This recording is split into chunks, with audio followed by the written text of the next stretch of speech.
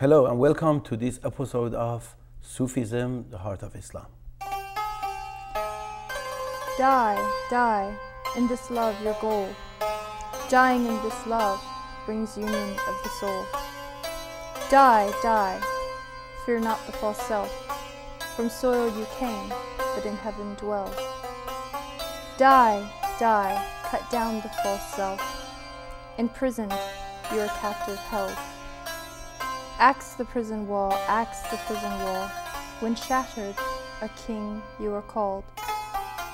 Die, die, before the majesty fall. Dead, an exalted Shah you are called. Die, die, stagger from the cloaking cloud of doom. Escaping, rise as the illuminated full moon.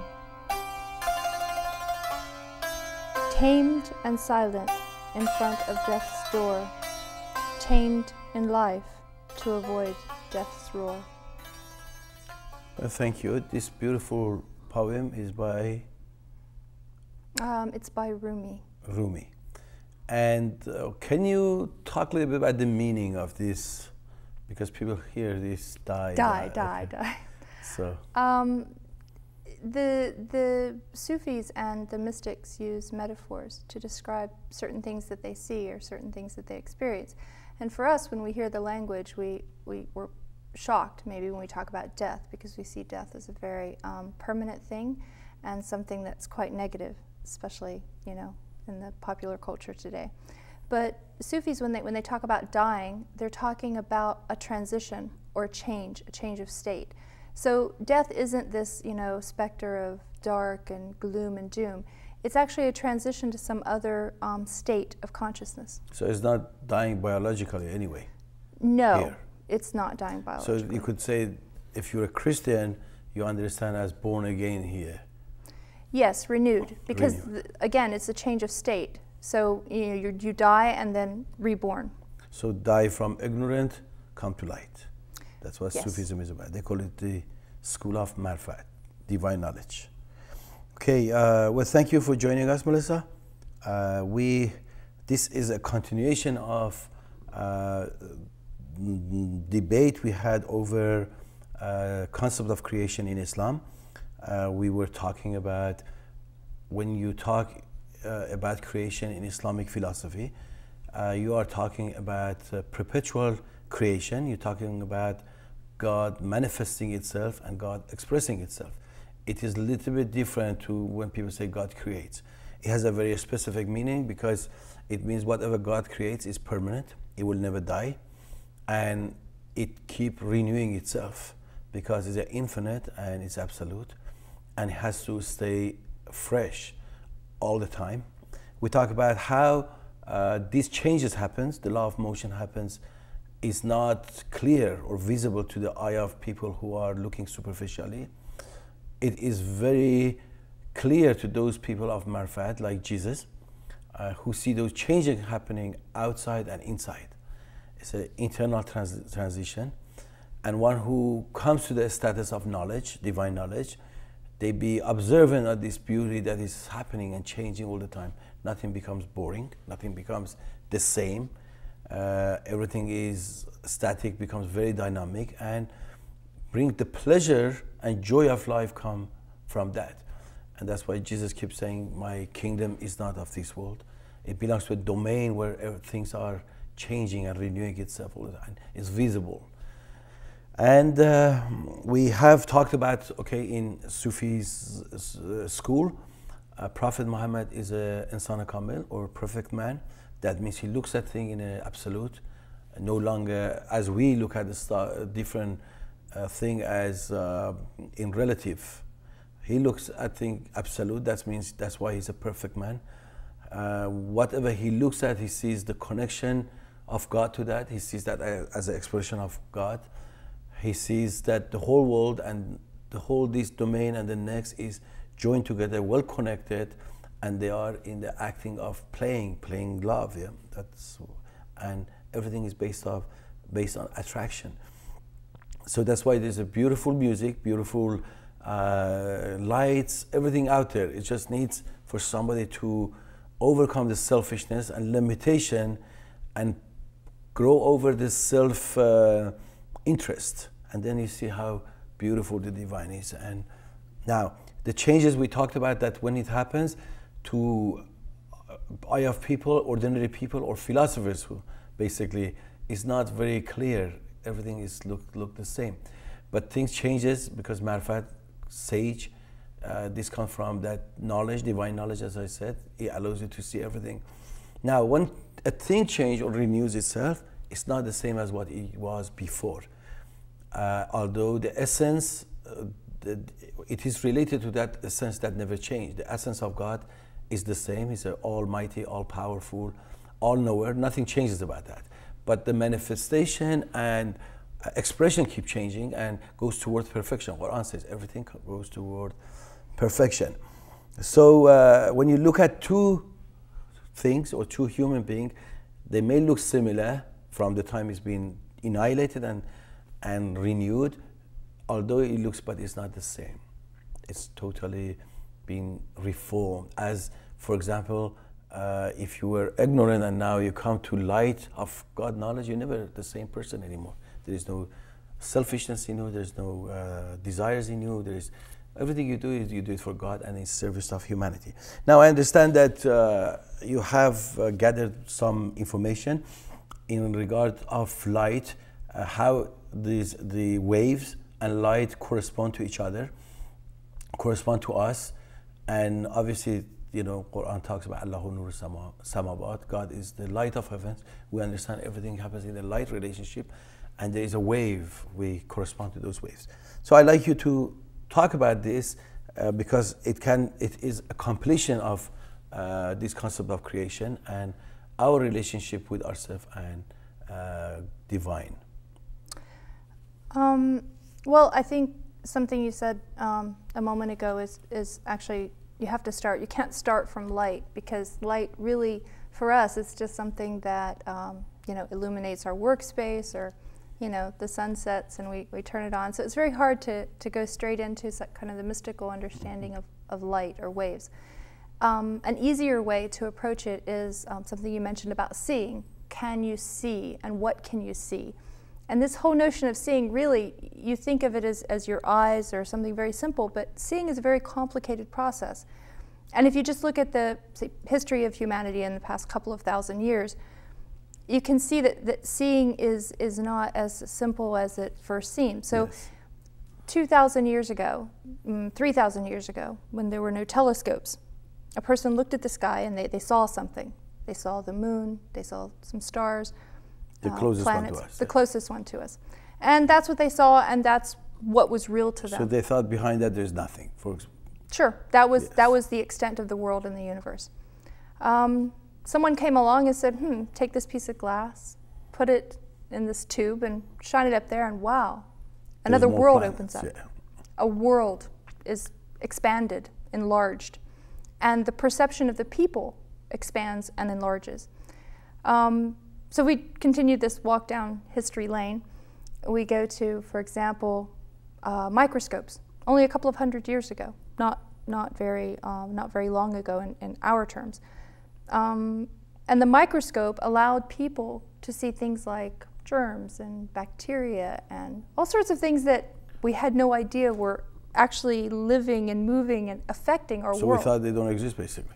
Yeah, of course. I mean, you could theorize that they exist. You could assume they exist, but you couldn't actually see them. And if people can't see something, it's very, very hard to persuade them that it exists. So the microscope was a huge invention for humanity. Fast forward, 70, 80 years, whatever, we get to something called an electron microscope. And here we can see not just, microbes and these sorts of things. We can actually see atoms, and we can see electrons, and we can see these smaller particles. History does repeat itself. So you have people that say, oh, well, that's all there is. Nothing smaller than that. That's all there is. And there's more, of course. There's more, of course. And so we get to, particle viewers, which is smaller than atoms. And so in this review of history and people inventing things to be able to see or to be able to perceive more of reality, more of things as they are, you can see that there's denial, doesn't exist. Then there's, oh, well, it does exist. And this pattern repeats itself. So now you get to a point that people say, oh, God, can't see God, doesn't exist. And so, well, okay, the onus, given your history as a human being, the onus and the burden is on you to develop a way to perceive that. Yeah, that's by opening the eye of heart and yes. seeking knowledge. Yes. The knowledge and the opening of the eye of the heart is your duty, just like you invented the telescope, the microscope, the electron microscope, the particle viewer. You invented all of those things. Invent yourself and invent your own faculty to perceive this larger reality, this infinite reality.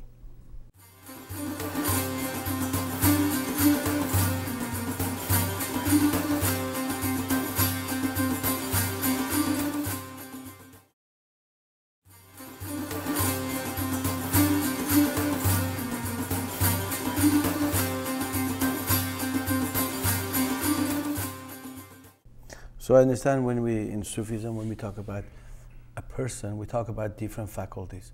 And these faculties all work differently. They don't work in harmony. So everything is playing their own. That's why it's we are such a mess. The whole Sufism talks about how to bring these faculties, unity, wahdat, in order to become more focused. As for example, whenever they talk about laser is like any other light, but it is more focused. That's why it does what it does. So they're talking about coming to unity and becoming really focused and centralized. So I would like you to carry on this subject. So we go into light, wave, and also what is quantum yes. things. And quantum, let me make a disclaimer yes. here. I'm not a scientist. I don't yes. study science. I'm not a physicist. Nothing like that. But when I read the popular articles about quantum theory and what they're saying about light and the behavior of light and how it's, you know, really this phenomena in science, it's quite captivating as someone who studies mysticism and is involved in Sufism. And this is because the quantum world is so much more real, practically, than any of the previous science that humanity has explored. And that's because light is it's a very peculiar thing scientifically. They have, my understanding is that they have discovered in observing light and light particles that the light is actually aware, or the particle is actually aware of when it's being observed and when it's not being observed. So for example, imagine that you have a camera and you're training it on somebody, and when you're taking a picture of that person, the person is making a weird face. You're taking a picture, and every time you take that picture, the person's making this strange face. Because they're aware of the presence of the camera. They're aware of the observation or the presence of the camera. And then imagine that you're just talking to the person. No filming, no camera, nothing. You're just talking to the person, and this person is completely a different person. Beautiful expression, beautiful articulation. And you think, well, you know, the person obviously is behaving in a certain way because they're being observed. So light is exactly like that. It's when it's being observed, or when they're observing the light, it is a particle, or we can say material, a particle, a piece of something. When it's not being observed, when you turn away or you're not taking the picture, it behaves like a wave, or we can say it's more similar to what we think of as light. You know, it's a wave rather than a particle or a thing. So it's really quite interesting because the Quran and the revelations, the holy revelations in general, use these metaphors of light very, very frequently. You know, God is the light of the universe. The best description of reality is light. And so if you think about yourself as a person, you're obviously a particle. You're not a wave. You're not floating around the air here. You're a particle. And you're a particle because something is looking at you, or something is observing you. And this causes you to be material, collapse into yourself. If you had the ability to ask that this observation stop, right? then you would become transformed and you would become a wave or pure light. So again, when the prophets and the saints and the mystics are talking about light, and reality is light, and there's nothing but light, people look at it and go, well, that's not possible. I'm not looking at you. You're not light. You're not a piece of light. You're material. And now quantum physics is saying to us, well, that's an illusion. It's because you're not seeing things properly. If you could see everything as it is, then you would understand that you could be a particle or you could be a wave. You could be either. And one is not more valid than the other. So if we return to, say, the poetry or the mystics and annihilation and death and all of these... What we talk about earlier, annihilation and reproduction. Annihilation and reconstruction. Reconstruction. Right? So we're talking about moving into a wave form and then back into a material form. So Sufis always talk about two aspects of our life. Jism and Jan. Jism is being that material part. Jan is being soul, all the light part. Now the whole idea is bring harmony and bring justice, as they call it, balance between these two. I would say it's... So you could do your earthly living, your material living, which is necessary. It's a place of test and trial. And at the same time, you look up into your soul, because there is another domain that you need to go. The body will remain here, belongs to earth, and the soul belongs to another domain. So there's no death. It's always transcending, right? So in Sufi term, they said God descend itself to us, and then we ascend ourselves back to God. So you hear that Prophet Muhammad Miraj, and you hear that Jesus, after he died, he was ascended. Well, you know, again, the terms, it's very difficult because we use different terms. Given, if I'm an artist, I'll use one set of terms to describe something. If I'm a musician, I'll use a different set of terms. If I'm a physicist, I'll use a third set of terms. And of course, we are talking about the same thing. So ascension, or the mirage of the prophet, or the ascension of Christ and his resurrection, all of these things obviously are related to what we're talking about here. I would say that there's one qualification to all of that, and the mystics and the prophets are forced to talk to us in terms of duality, in terms of living and dying, in ascending and descending, material, spiritual. They're forced because that's the way we think. That's the way we're hardwired. That's what we see. But again, the reality, if you look at light, if you look at the way light behaves, it's not this or that. The light is not a particle or a wave. The light is both. And there isn't one form that has dominance over another form. It completely depends on observation, perception. So Ibn Sina talks about Hayla, a Greek word for primary, elementary forms that can change itself to anything it wants to be. Yes, elemental forms, exactly. Yes. Exactly, that's absolutely the same thing. So you hear it in Rumi's stories, the story of the king and the servant woman, that when the king asked God to send a physician, and God said, I will send a physician, it's very different to those that you know. And he talks about this amazing thing, or a being that comes, approaches, is totally different. It has different look, different shape, and it can be whatever he or she wanted. Yeah. Or whatever is needed. I think is most people don't understand that they mix up want and need. I want this to be this way, and so therefore I need it to be this way. But God primarily is working on needs. So this physician or these beings that come to help or to assist, yeah, there's a need, a real genuine need for a solution or a healing or something of that sort. And yes, and I think they do come from the, say, fourth dimension, if we want to use popular terms. But what's really happening is that something exists, has always existed, and it simply comes into a form that we can perceive when we need it to. That is, that's how you could talk about our relationship with the existence, yeah?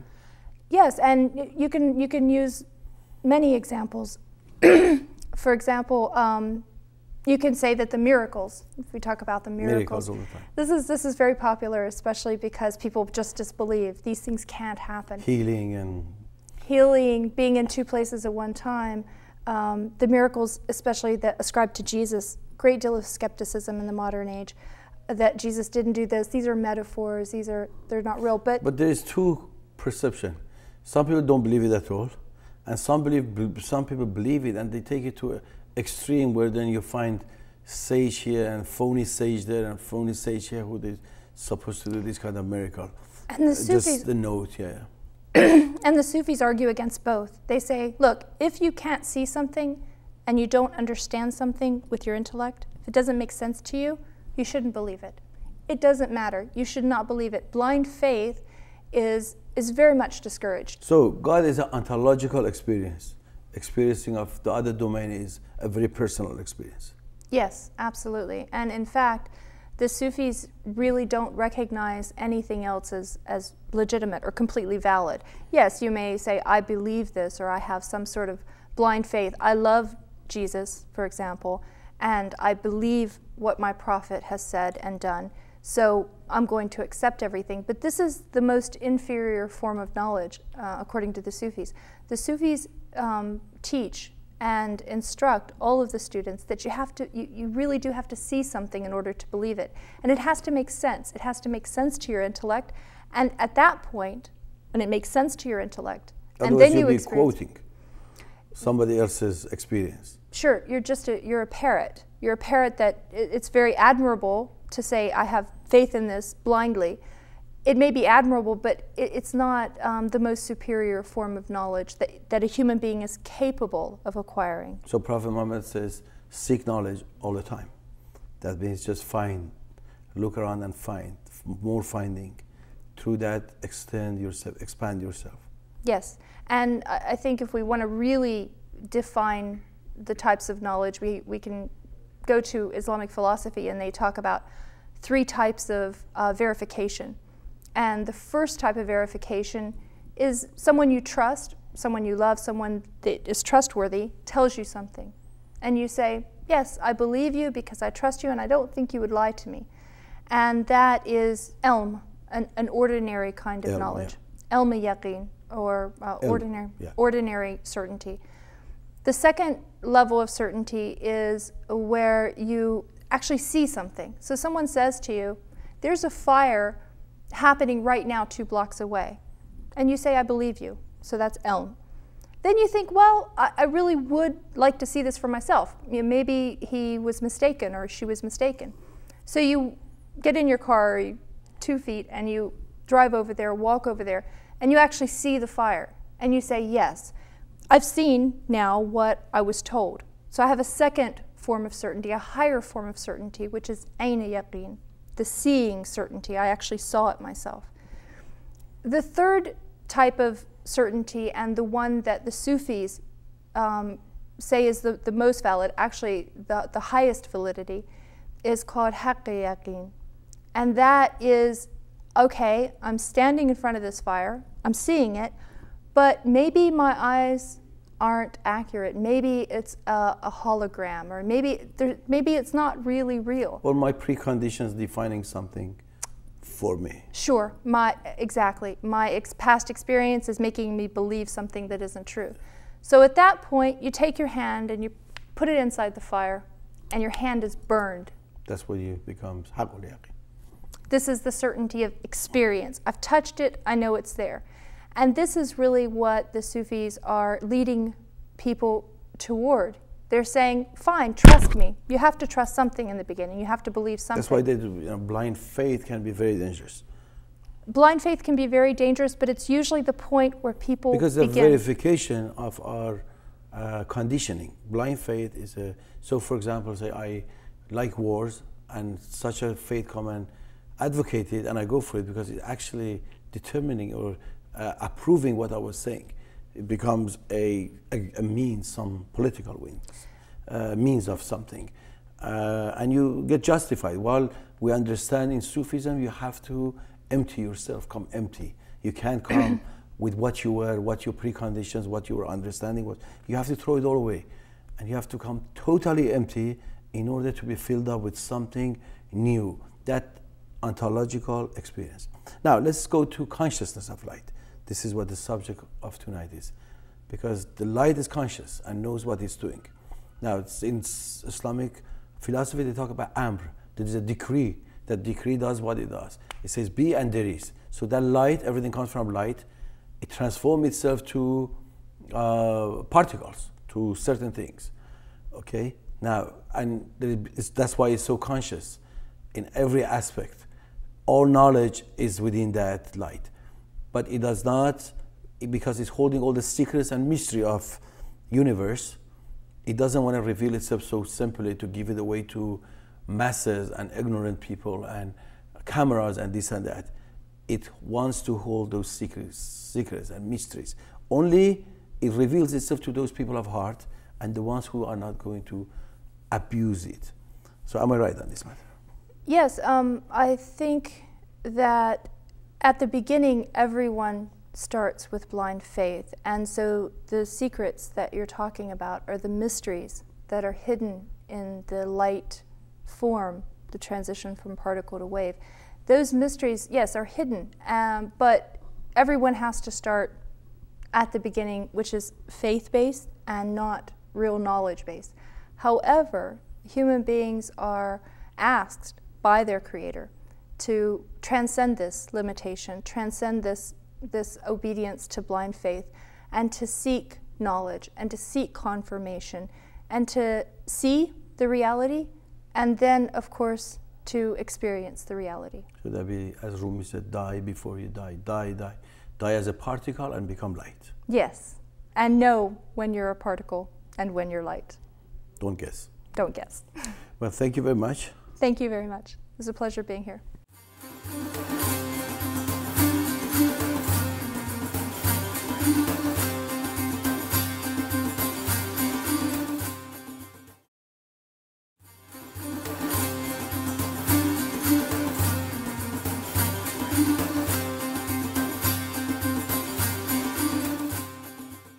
The moment. In every instance, there's a dying and coming back around. Muhammad said, this world is a moment, a pouring that refreshes and renews itself so rapidly it seems continuous, as a burning stick taken from the fire looks like a golden wire when you swirl it in the air. So we feel duration as a string of sparks. And welcome back to the continuation of Sufism, the heart of Islam. Well, thank you, Catherine. Again, beautiful poem by Rumi, talking about annihilation and reproduction. Our discussion today was about light, the divine light. So if you can kindly read Surah Nur, Surah Light, we would appreciate it. Certainly. Bismillahirrahmanirrahim. God is the light of the heavens and the earth. High above our petty, evanescent lives, He illuminates our souls.